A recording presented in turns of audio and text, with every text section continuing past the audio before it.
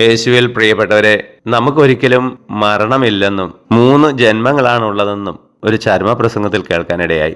ആദ്യ ജന്മം നമ്മുടെ അമ്മയുടെ ഉദരത്തിൽ നിന്ന് നാം ഈ ഭൂമിയിലേക്ക് വന്നപ്പോഴാണ്. രണ്ടാമത്തെ ജന്മം മാമോദിസായ സ്ത്രീലേപന കുർബാന കൂദാശകളിലൂടെ നമ്മൾ ദൈവമക്കളായി മാറിയപ്പോഴാണ്. മൂന്നാമത്തെ ജന്മം എന്ന് പറയുന്നത് ഈ ഭൂമിയിലെ ജീവിതം അവസാനിപ്പിച്ച് നമ്മൾ സ്വർഗത്തിൽ ജനിക്കുമ്പോഴാണ്. അതിനെ നമ്മൾ മരണമെന്ന് വിളിക്കുന്നു എന്ന് മാത്രം. അങ്ങനെ ചിന്തിക്കുമ്പോൾ എല്ലാവരും എവിടെയും ജീവിച്ചുകൊണ്ടാണ് ഇരിക്കുക. കുറേ പേര് ഭൂമിയിൽ, കുറച്ച് പേര് സ്വർഗത്തിൽ, ഇനിയും കുറച്ച് പേര് നരകത്തിൽ.